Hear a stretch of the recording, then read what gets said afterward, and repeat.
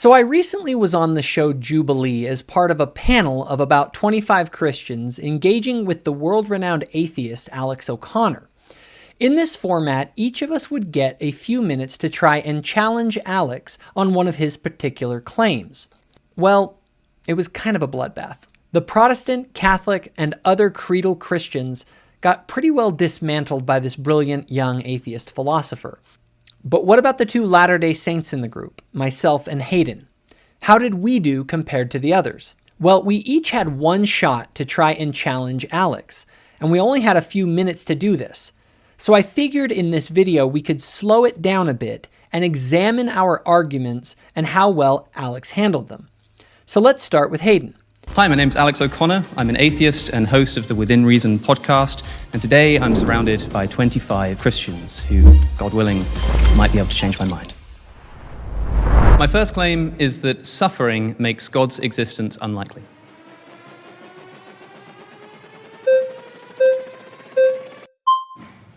Ooh.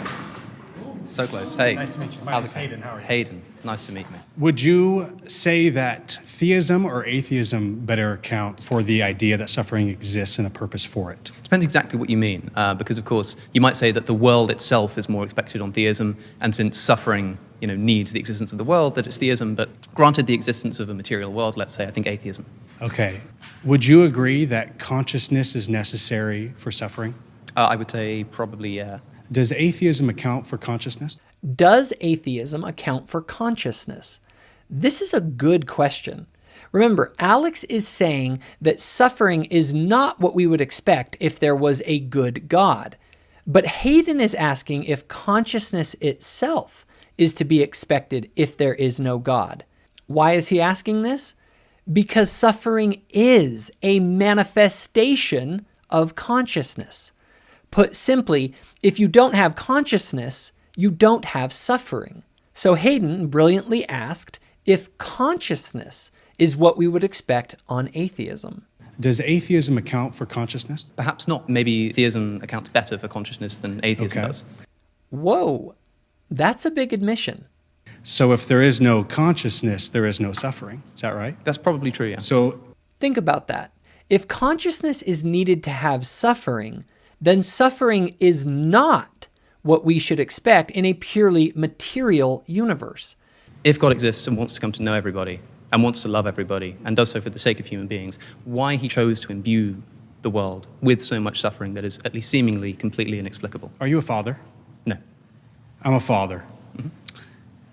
I want my son to become just like I am, better than I am, I should say. I want him to become the best that he can be.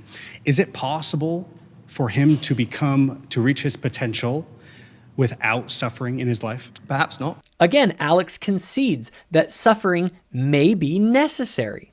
I got my chance to go up against Alex in his final claim. My next assertion is that Jesus never claimed to be God.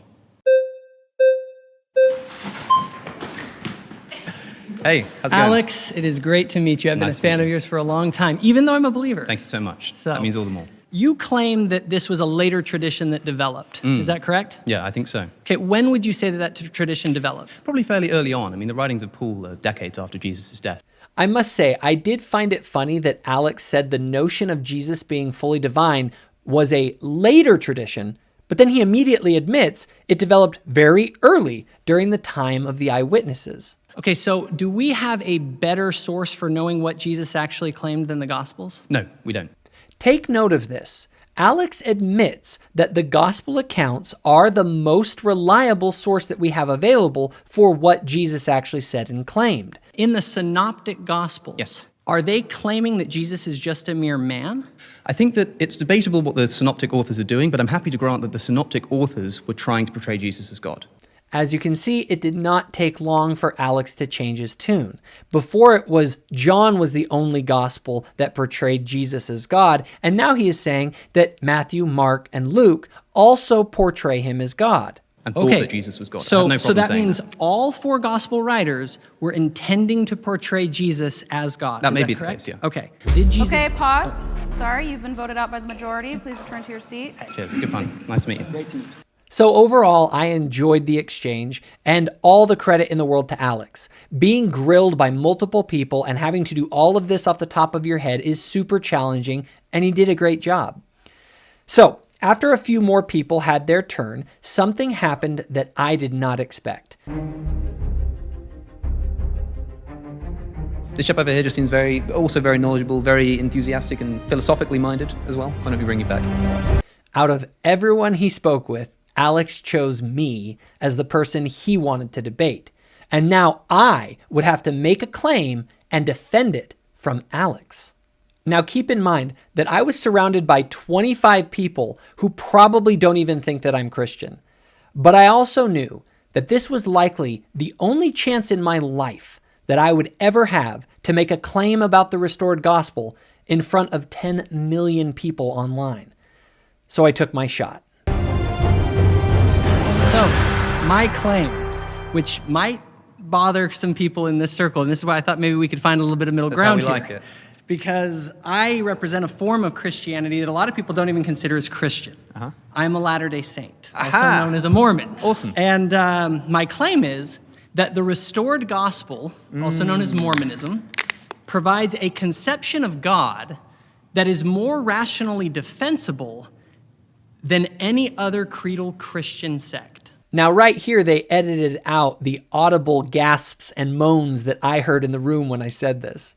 Okay. Oh, tell me why. I must admit, I don't know very much about Mormon theology. I know you also don't like being called Mormons, right? So I don't quite know what term to use. We generally are known. Latter-day Saints. Latter-day Saints, the church, a member of the Church LDS of theology, Jesus let's Christ. say. Yes. Our theological claims, for example, the problem of evil. That relationship with God must be freely chosen, and God cannot force me. Because there is the question: why doesn't God just make us all happy But that's all a the time separate question, forever? because God could make a world in which there's no suffering, in which you're still I disagree. in which you're still free to choose whether or not to follow Him. I would say that is a logical contradiction. Okay, so maybe you can tell me why. Because right now what you're telling me is that it's illogical on the level of creating a square circle to create a system that a person can voluntarily choose to sort of exit the heavenly realm and go into in order to do whatever they need to do to get to God's ultimate Not to potential. get for to them. God, to become as He is. Sure, to fulfill their full potential that has to involve not just suffering, but the kind of suffering that we see on planet Earth. I'm asking why that's logically necessary. A totally unjust world, okay? Because it is by passing through this realm that we have the experience of injustice that allows us to know what injustice is. But why do we need to know what injustice is? This is a great question. Alex asks, why do we need to know what injustice is? And it's the restored gospel that provides an extremely compelling answer. I wish I had this scripture handy at that moment. For it must needs be that there is an opposition in all things. If not so, righteousness could not be brought to pass, neither wickedness, neither holiness nor misery, neither good nor bad. Wherefore all things must need be compounded in one.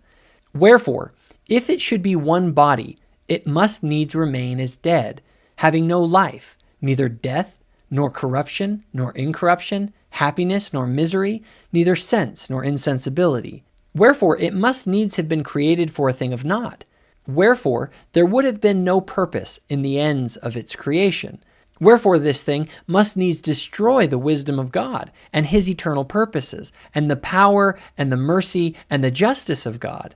And if ye shall say there is no law, ye shall also say there is no sin. And if ye shall say there is no sin, ye shall say there is no righteousness. And if there be no righteousness, there be no happiness. And if there be no righteousness nor happiness, there be no punishment nor misery. And if these things are not, there is no God. And if there is no God, we are not, neither the earth. For there could have been no creation of things, neither to act nor to be acted upon. Wherefore all things must have vanished away. We should keep in mind that essentially the entire chapter of 2 Nephi 2 in the Book of Mormon is an answer to Alex's question. This is. But why do we need to know what injustice is? Because how else can you come to be like God? Kind of like the Adam and Eve story. Our unique doctrine is that the fall was necessary in God's plan. You see, because we reject creation from nothing, We don't believe God can simply make whatever he wants. We believe God creates and operates within a set of constraints. And so, because he could not simply make us gods like him, he thus had to create a plan. And thus in LDS scripture, it shows this plan being made by God, wherein man is offered the opportunity to become like him by passing through this unjust world of mortality. Because this is the only way. And Alex got it. Watch him shake his head. That would be wrong. God does not create the conditions that are where the shot is necessary. That's You're what we need to correct, explore. and you're correct on creedal Christianity. It does, and that's the biggest flaw with it. By the way, I want to give you. That's just. Oh, hey, thanks. Alex. It's been great to meet, man. Likewise. Take care. Yeah, see you later. It's a real shame that in the last 5 seconds of this, Alex saw where I was going. Oh, and just FYI, that little note I passed, that was just my contact information in case he wanted to stay in touch. Now, I have to say, it was a real honor to have had the chance to spar with Alex O'Connor. He is just about the best person I can think of for this sort of engagement, and hopefully I was able to hold my own against him. However, what I have not shown in this episode is what happened with the other Christians in the group. The reality is that it was brutal. While some did a decent job, many got absolutely cooked by Alex. And in the post-show interview, I decided to let the millions who would watch this episode know that they did not have to embrace the creedal tradition with all of its weaknesses that are so vulnerable to sharp atheists like Alex. Overall, it was a really great experience. If I were to give my totally honest opinion, I think it was that Alex O'Connor was able to kind of destroy a lot of creedal Christianity because of the weaknesses in the creedal Christian position. And as a Latter-day Saint, I couldn't help but feel like I think we have things that can help solve a lot of the problems that Alex has with creedal Christianity. And I was absolutely shocked when I found out that in his post-debate interview, Alex seemed to convey a similar message. Jacob himself said that a lot of the people here might not even consider him to be a Christian because he's a Latter-day Saint. And I think the best thing that speaking to somebody like him does is reminding you that not all Christians are the same. There's not some uniform Christian worldview. Everybody who comes up is going to have a different opinion. And having a Latter-day Saint in there who has a totally different theology to other Christian denominations, let's say, I think is a good reminder of that. This comment on the video was also pretty funny. Is this the ultimate ad by Mormonism? What the F? And the best part was after the show, Alex invited me and Hayden and a few others to dinner. So Alex O'Connor is being interviewed for a baptismal, for the baptism in the Church of Jesus Christ of Latter-day Saints. Here you go. Here you go. Say what one more time. Do you have faith in and a testimony, a witness of God the Eternal Father, His Son Jesus Christ, and the Holy Ghost? Unfortunately not. And sitting right across from Alex, we spent 4 hours talking philosophy, theology, and the history of the Restoration. And just when I thought it couldn't get any better, Alex appeared shortly after all of this on a large Christian podcast and said the following. Here's an interesting one from Deadpool. He said, Alex, if you had to join one Christian denomination, which do you believe has the most consistency according to the history of the church and scripture? This is where Alex would have to pick a jersey. Mormonism, of course. Oh my gosh.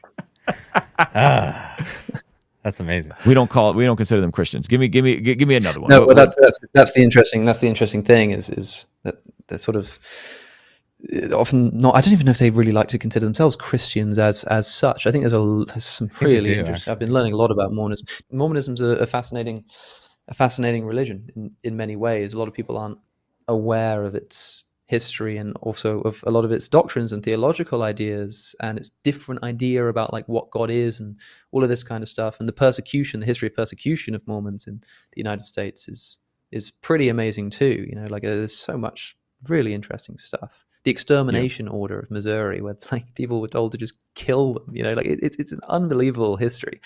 And of course, Joseph Smith dies in a shootout in prison. Like it's one of the most dramatic stories of world religion in the world. Of course, it remains the case that we have, because it's so new, we have better eyewitness testimony to Moroni and the plates than we do, unfortunately, to the resurrection of Jesus, it seems. But that was also a point that raised some eyebrows in my original video, which I found quite entertaining. Yeah. Alex, let me ask you this. Anyway, I am certain Alex is still a firm atheist who rejects my religion. But I'm hopeful that conversations like these will help people realize that perhaps they should spend more time talking to Latter-day Saints instead of just talking about them.